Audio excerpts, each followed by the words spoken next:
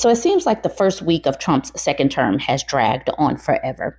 So much has gone on in the first week, definitely eventful. So many people are commenting on the fact that the Constitution page that was on the White House website has come down. So this is the article, Where's the Constitution?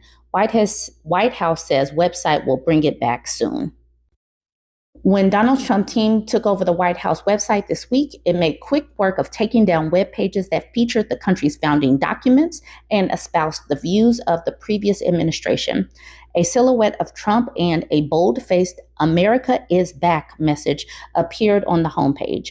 New links to presidential statements and remarks appeared along with the text of a mountain of newly signed executive orders. But what was missing from the revamped White House website was nearly as noticeable to the frequent visitors: pages explaining the Constitution and Bill of Rights, promoting tourism, equity, internships, and information about former American presidents of both political parties. Bio pages for former U.S. presidents, including Republican stalwarts Abraham Lincoln and Ronald Reagan, turned up era messages, along with those of Democrats Jimmy Carter, Barack Obama, and Bill Clinton. Visitors to a Spanish-language version of the White House site also received a 404 error that told them the page could not be found. The administration asked for patience as it builds out the new White House website. We are committed to bringing back online the Spanish translation section of the website. The reason why I did that first is because of this constitutional amendment to allow Trump a third term introduced in the House. I really do believe that these people want to completely revamp America.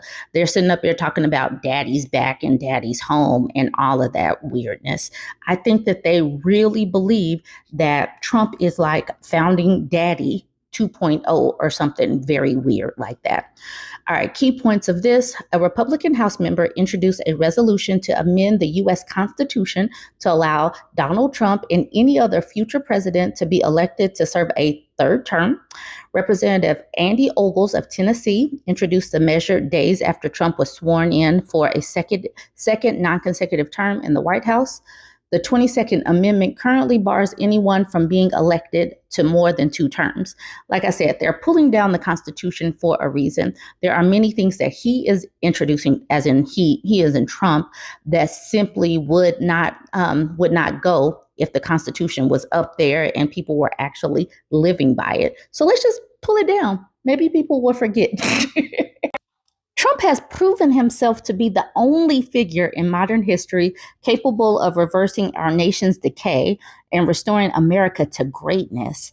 And he must be given the time necessary to accomplish that goal, said Representative Andy Ogles of Tennessee, who proposed extending the current maximum of 2 elected terms.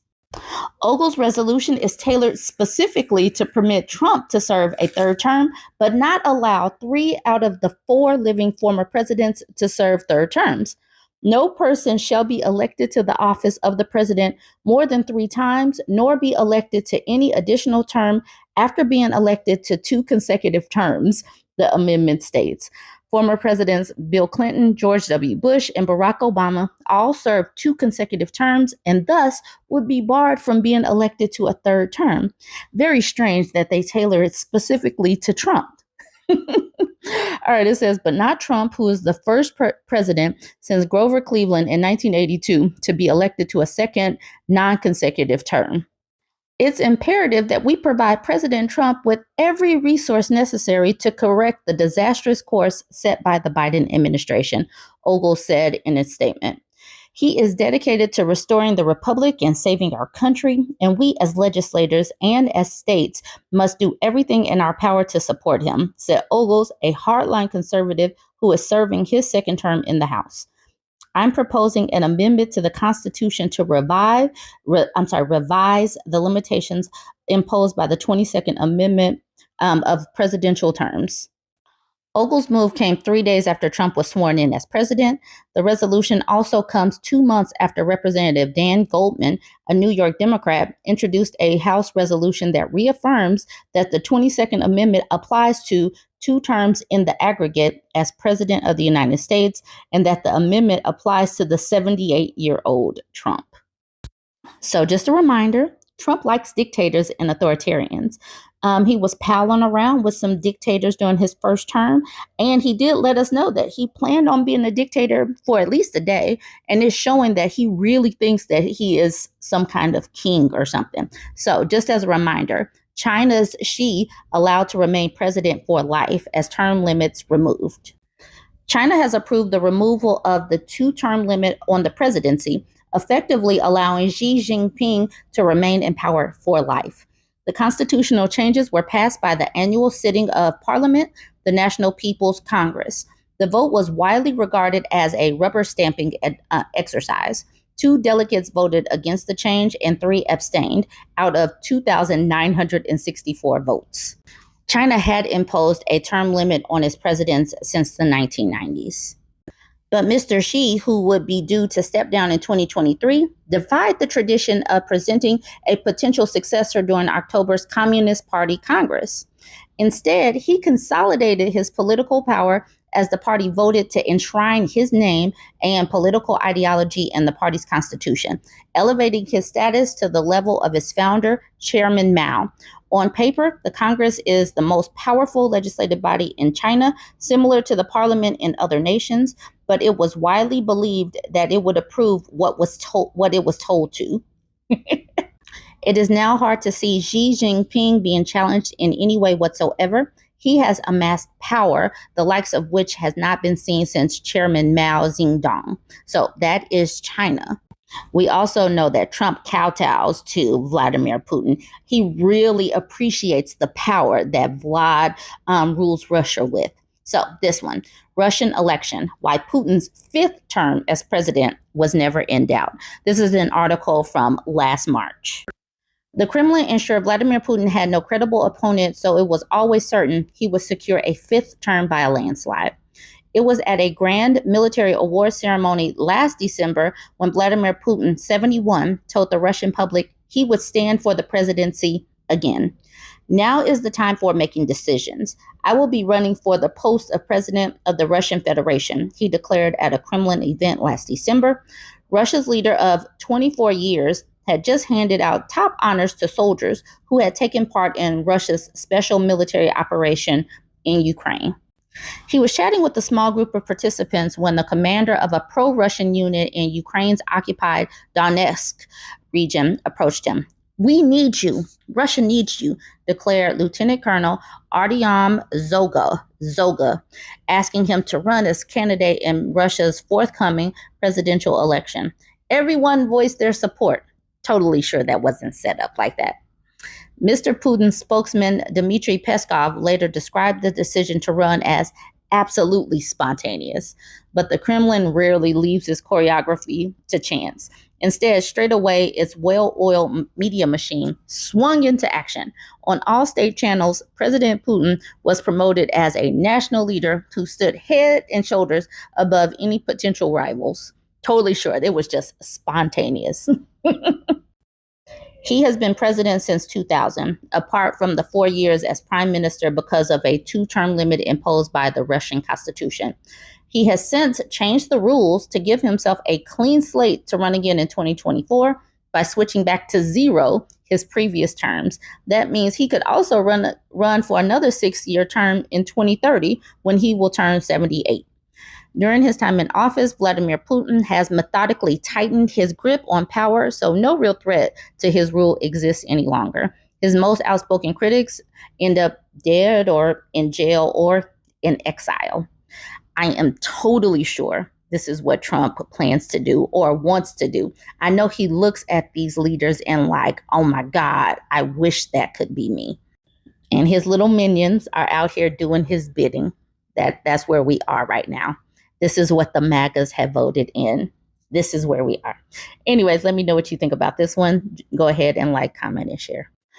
This is going to be such an unserious administration. I really do wonder what they are going to get done. Let's talk about Marjorie Taylor Greene. She demands Congress force Gulf of Mexico name change as UK refuses to adopt new name. This is what she is sponsoring.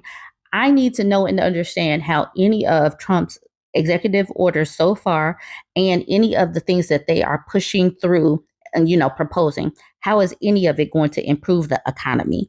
What are they doing to reduce the price of eggs? They were so tapped into talking about eggs and inflation, and I haven't seen anything yet that's actually going to help the price of eggs or inflation. They are talking about changing the Gulf of Mexico's name. Please explain. Some MAGA person, some really smart person, tap in and let me know how this is going to impact the price of eggs or inflation. It says earlier this month, Green stated that she had been drafting up legislation which, if passed, would officially rename the Gulf of Mexico to the Gulf of America. This chick is so unserious. All right, Georgia Representative Marjorie Taylor Greene took to social media to demand that Congress use force in renaming the Gulf of Mexico to the Gulf of America. This is why Congress must pass my bill renaming the Gulf of Mexico to the Gulf of America, MTG wrote on X. This funds the actual renaming on all mapping in our government. We have to force this to happen, and we should. We rename post offices all the time. This isn't complicated, she continued. UK to Trump. It's still the Gulf of Mexico, mate. The British government has refused to adopt Trump's orders renaming the Gulf of Mexico to the Gulf of America, insisting it will continue using the original name unless the change gains widespread international recognition. Earlier this month, Green stated that she had been drafting up legislation which, if passed, would officially rename the Gulf of Mexico to the Gulf of America. She further suggested that the change of name would be imposed by mandating that federal agencies, including the U.S. military, refer to the basin as the Gulf of America. So she's going to mandate that they use certain language, but they can't stand it. They can't stand pronouns and having pronouns in people's bios and stuff. So that's interesting. Now we got this, and this is so dumb. Trump threatens to scrap emergency agency FEMA. The southern states that get hit with hurricanes and tornadoes would be impacted by this. He's doing all of this because of California. This is so dumb. This is dumb. But MAGA voted in this dumb McGrum. Donald Trump said Friday that he would consider signing an EO to fundamentally reform or potentially eliminate FEMA, criticizing the agency's disaster response during a tour of hurricane-damaged areas in western North Carolina. Speaking to reporters in Asheville, Trump called FEMA not good and a disaster, suggesting the agency is ineffective in responding to natural emergencies. I think we're going to recommend that FEMA go away. Okay, then. The tour comes 4 months after Hurricane Helene devastated Buncombe County, where 42 people were unalived and local damage is estimated at over $50 billion. Trump received a briefing on recovery efforts and met with affected families during his visit.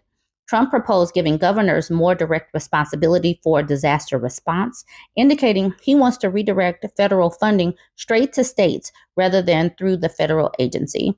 FEMA, with an annual budget in the tens of billions of dollars and more than 20,000 employees, would need congressional approval to be shuttered. Okay, good. The president is scheduled to continue his disaster area tour with his next stop in Los Angeles, where he will survey wildfire-damaged regions in the Pacific Palisades as nearby fires still burn in Southern California. The thing about he's doing a whole lot of talking about things that will need to get congressional approval. And we already know that the House and the Senate majorities are razor thin. And the way the MAGA infighting is, I don't even know if they could get on board completely with both the House and the Senate. So that's already bad. But then you got these states that will rely on FEMA and need these funds. Why would they vote against their own interests? I mean, yeah, the voters are continually or consistently voting against their own interests, but you would think that the Congress people would know that they actually need FEMA. Anyways, this is all a distraction. Like Ben Meiselas says on the Midas Touch Network, weapons of mass distraction. This is another thing that's not going to lower inflation or the cost of eggs or the cost of gas. This is not. And these states do require this FEMA funding. And the thing is, many of the southern states, these states that get hit with hurricanes all the time, They are barely able to like run their own state without the blue states' contributions in federal funds. The way they want to try to attack California, California makes enough money to be its own country and being ranked higher than many other countries in the world. So the fact that they keep on trying to attack California like California is reaching its hand out, California needs to be rebuilt because California makes enough money to fund the welfare red states. So it is very silly the way they are coming after California. California needs to rebuild, and you would think that these people would have some sense of finances and how it works. California needs to be rebuilt because they make tons of money. Why are these people acting like this? Anyways, let me know what you think about all of this. Join the conversation. Don't forget to like, comment, and share. And I'm pushing towards 70,000. So go ahead and follow.